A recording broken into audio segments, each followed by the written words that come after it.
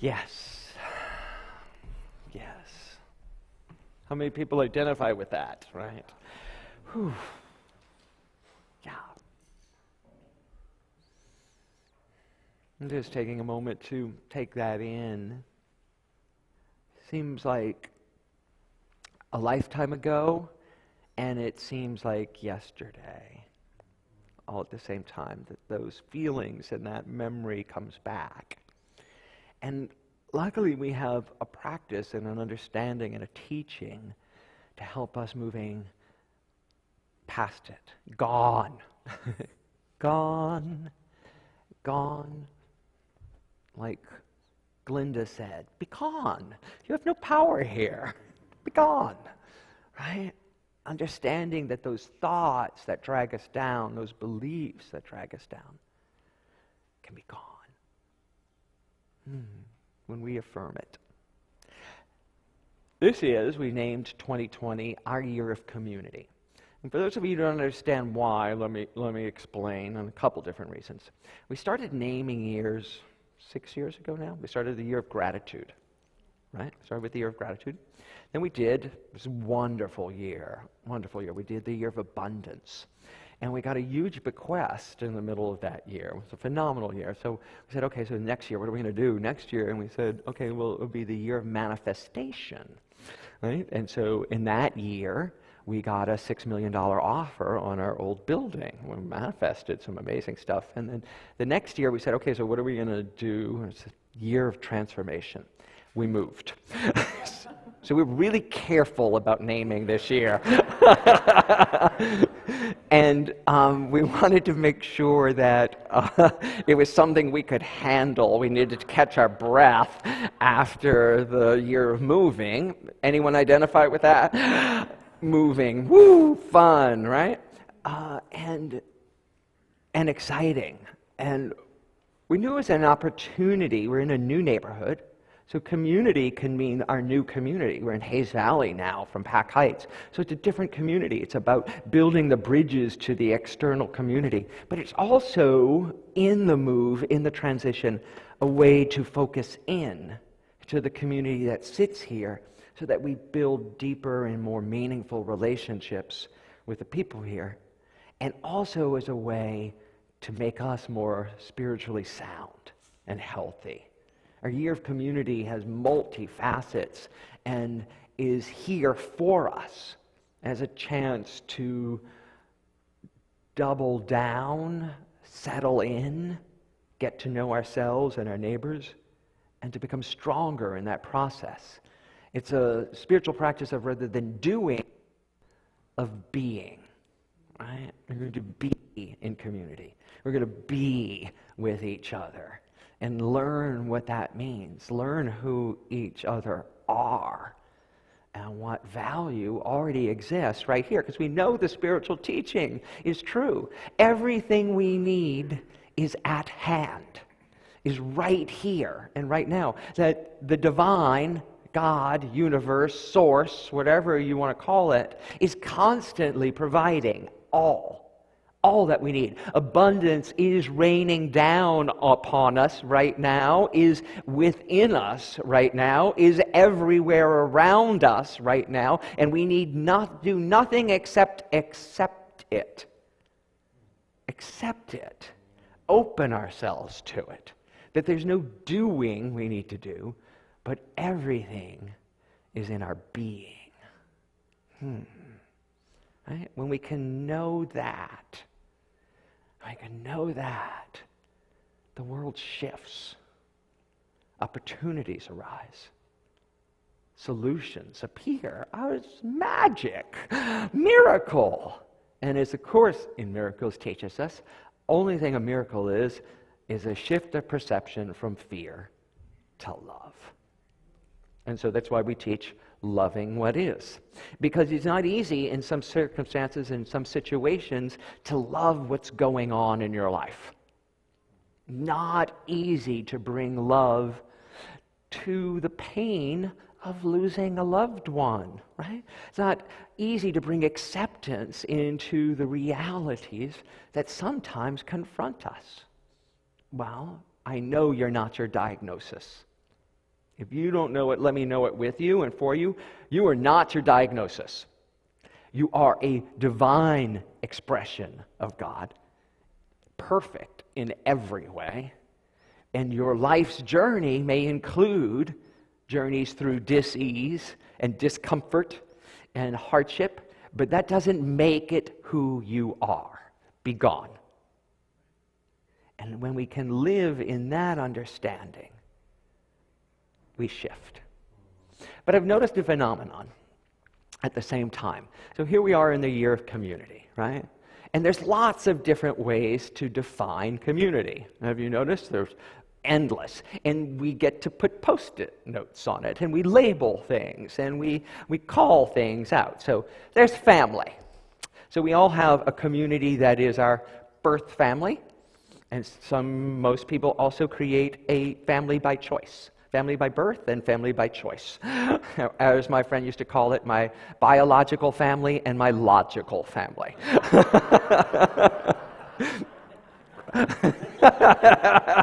Yep. Yeah, that's a good one. And we know why we choose our logical families, because they are in a lot of ways our support. They understand us, they get us, they help us to transcend the buttons that our biological families install. And yeah, they put them there. And they know where to push them. But they're not actually pushing them. We're allowing them to be pushed, right? So that's just one diagnosis of family, right? Finances. So whether you understand that money is just energy, right? It's just energy. We all agree money is just a form of energy and cannot be destroyed. Yeah, do we believe that? And do we believe that energy can't be destroyed and it's always here and there's always available to us? But also finances, how you grew up, the finances of your childhood, the finances right now in your life, create communities. And in our society, more than others, we bridge those differences, but at the same time they exist. When I pulled up this morning, there was a homeless couple camped out next to our planter. They usually come during the day and charge their cell phones from our electricity and the lights, and we bring them food and water when we can, and they had slept there last night, and we spoke to them. But the financial disparity between us, as I pull up in my car with a huge meal that we come to celebrate in all of our abundance, is huge, and it creates a different kind of community. Whether I want it to or not, it exists there in this relative world, right? And I know we're all working on changing that, but it exists. Race. We're celebrating Black History Month. 1 out of 12, right? And growing up in Louisiana, New Orleans, I know a lot about race relations from this white boy's perspective, but I don't know it from my logical family's perspective.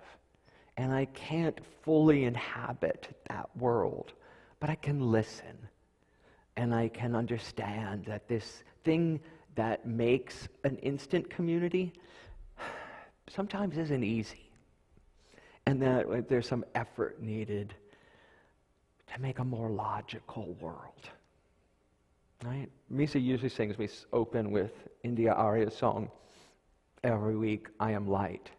And it's like, I love how she turns this phrase, I am not the color of my eyes, I am not the skin on the outside. I am not my race. I am not my age. My soul inside is all light. And that understanding is what we're affirming and working towards here. Career. what you do creates an instant community. You're with those people sometimes more than you are with your family, right?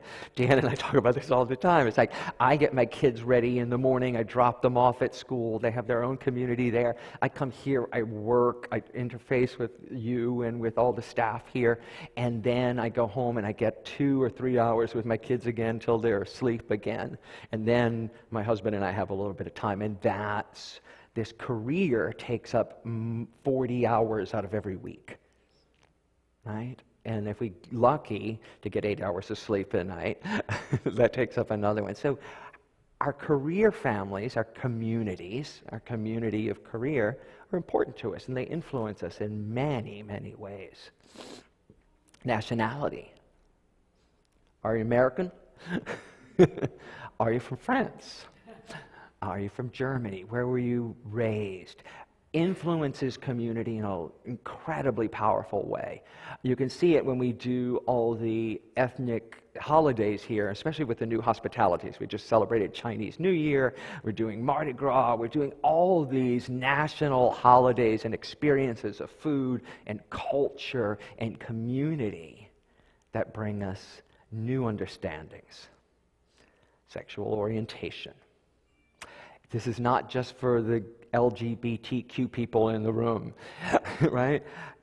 Heterosexuals have a community as well that's forged by their sexual orientation, right?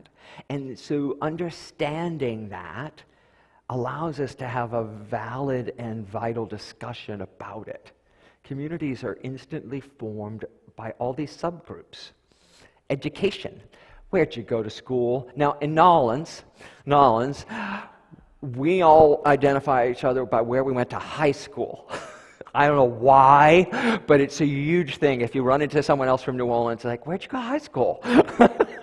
Right? Because there was something very formative about it, and it was a very parochial system. Everybody went to either the public schools or the Catholic schools, but everybody knew each other, and it was a huge identifier.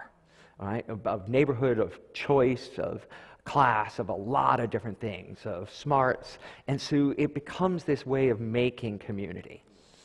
And then, of course, faith tradition.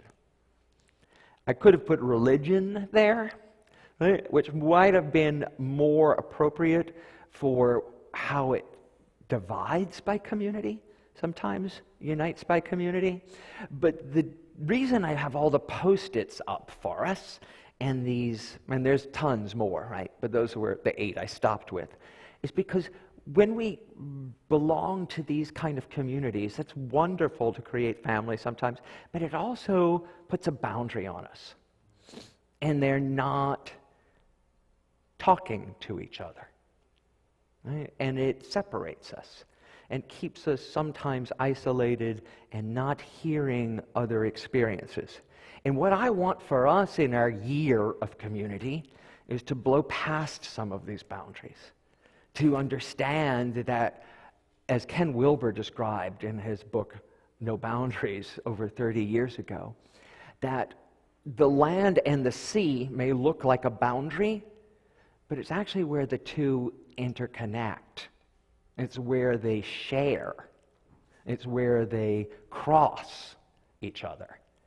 And that's what these seeming boundaries of different kinds of community can bring to us. An opportunity to touch, to feel, to know, to experiencing each other in a different way. And then another thing that happens with community is we learn in community. We learn how to be. So whatever one of the communities that you see up there that you're thinking about today, or community that not on the board but that you know was truly formative in your life, it shapes how we deal in the world. It filters our belief system, and it causes us to create behaviors that may or may not serve us. James Trapp, who we mentioned earlier and read our daily word from, talked about it recently at a talk that I found online. And I'd like to share Reverend James Trapp talking about the power of community. This experiment, they took a group of school children. They were all the same age and divided into 2 separate classrooms. And they were basically taught the same curriculum, except for in one classroom, they were taught to be aggressive. They were taught to be competitive and to go get what they wanted in terms of their mode of being in the world. And the other group was taught cooperation and community. Community building skills as a way to have success in their life. And as they observed these two groups over a period of time, they basically evolved differently. The one that was taught competition and aggressiveness, there were more fights that broke out. There was more disharmony that broke out. And those who were taught community building and way of working in the world, they had a more harmonious space. Of course, the topper of the experiment occurred when they brought the two groups together. And they each were given a candy bar. And as I mentioned earlier, they probably should have given them an apple or an orange or a banana or some tofu, I don't know. But anyway, they gave them all a candy bar. A candy bar of their choice, whatever they wanted. And they observed what was on film. And they began sitting there, unwrapping their candy, eating their candy, watching and so forth, each other. And then one of the teachers came in the room and suddenly just snatched all the candy bars out of their hand and sent them to their respective classrooms. And they filmed what happened. In the room where they were competing with each other, they started fighting with each other, started blaming each other for whatever had happened. They were saying, oh, it's your fault, and the teacher must have seen you do something wrong, or that's why they took it away from us. And they began to just have to go after each other. In the other room, the sense of cooperation began to amplify, and they became more compassionate. More than they had previously shown during the times when everything was okay. They began to take care of each other. They began to feel for each other and feel each other's pain and nurture each other. And in that circumstance, there was the same situation. Probably all had the same candy bars, but they reacted differently based upon the groove they had cut in their awareness and the energy that came forth. See, those conditioned with competition and separation flew into that awareness, and that state of separation amplified. And those who have been cutting the groove of community and cooperation, that's what increased in their experience. Right? And of course, we all want to believe that we'd be the group that was cooperative and weren't fighting and weren't blaming, right? Not us, because we're here and we're awake and woke. And yeah, and yet, I know with myself, I can find myself blaming, right? Oh, why do they do it that way? And it's like, because we're in a culture, in a community called the United States, in a lot of ways that teaches us how, you have to go out and get what you want. You have to go out and you have to achieve. You have to do this, you have to do that. You have to rise up. Rise up, We're going to create this community as we watched in the spiritual lessons of Hamilton. We're creating this out of nothing, out of whole cloth. We're taking this nation, we're building it, we're creating it, we're going to keep growing, we're going to keep going. And where do we stop? Where do we stop and understand the spiritual teaching that as I give, I receive? And that if I spend time in community in a way that's truly, truly generous, that we actually achieve more. And I think actually business is shifting. I think the business world is understanding that there's cannot be constant aggressive expansion without time to give back, to nurture the soil, to replenish what we're taking. Now, I'm affirming and I am working towards the whole world waking up to that. We can't just keep taking. We must give. It is a spiritual principle, right? That if we just take in and never give out, the water goes rancid. It ceases to be life-giving. That we must keep the river flowing through and out, keeping the waters constantly moving in that pattern, in that understanding. And my first slide, purposefully, had us separate. But really what community is a Venn diagram, right? And where community really happens is where. So family is huge for all of us. There's no escaping it, so we might as well deal with it. I know a lot of you are taking the Q process right now, and I'm just guessing that maybe Deanne's dealing with a little family systems issues with some of you. All right, so the Q process is about understanding our shadow, our Jungian shadow, so that we can be free of it, right? And race, huge still. Look what's going on in our politics, right? Look what's going on. If we understand that this country still does not understand, the world doesn't understand that, I am not the skin on the outside. I'm not. And they don't understand it. But we're affirming that this can change. Because in the overlap is where it happens. And in religion, we don't have all the spiritual answers.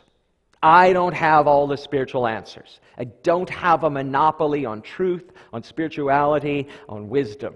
It exists in each and every person, in each and every spiritual path. Period. This is just the one that resonates for me. Right? And when we make other religions wrong, we are making part of ourselves wrong too. Where we meet is where the humanity is. Where we live and breathe and have community, and is our humanness. As Teilhard de Chardin said, we are not human beings having a spiritual experience. We are spiritual beings having a human one. Do you get the difference of that? Your true identity is spirit. You existed before you came into this body as a spirit form. And here you are today. You will exist after this body leaves as spirit itself. And we have this human experience that makes us think and believe that we're separate, that I'm different from Misa, that I'm different from Chris, and I'm different from Luke, and then I'm different from Jaden, because he comes from Australia. You know, it's upside down there. So, right? And so those things keep us separate, that I'm different from my Catholic upbringing. I'm different than my family who believes something else about their politics. And that I never really let it mingle, let the sea and the shore experience each other. So I build this retaining wall that keep them separate. And that's my doing, not life's. The reality of the situation is that what really is in the middle is our shared divinity, is our wholeness, our life, not only just our humanity, but that eternal spirituality. So that when all these communities, seemingly separate, come together, we get to celebrate the beauty, the love, the grace, the joy, the strength, the wisdom, the heart, the generosity, the compassion, the love, the divinity that exists within us. I quoted, and I can't remember his name right now, it's in the booklets in front of you. There was a minister from the talked about God is in me, right? And we've often heard that, right? God's in me. God exists in me. And then his second line to that was, so I am divine. God is in me, so I am divine. And playing with that idea is that we're swimming in the absolute ocean of divinity. So I am a fish in the ocean, breathing, moving, being part of the ocean. I am part of the ocean if I'm a fish. If I'm swimming in divinity, if I'm surrounded by it, it's in every part of me. I am divine. And that understanding allows us to live in the connection, live in the crossover. So to do that, we need to think differently. Right? As I spoke about last week as well, that turn our thinking upside down, And in thinking of these things as separate communities, they're just different reflections of light. That's what color is, right? It's just different reflections of light. So those colors I started with at Post-it notes and the colors in the Venn diagram are all light. I am light. And where it crosses, where the two communities cross, the light gets more intense. It gets richer. It gets more meaningful, more vibrant. That's where we live in our divinity, in our wholeness, in our life. My wish for us today, in this year, in this time of community, is that we spend time exploring where the communities meet and to think differently about life, love, ourselves, and others. Let's celebrate that with the choir once again.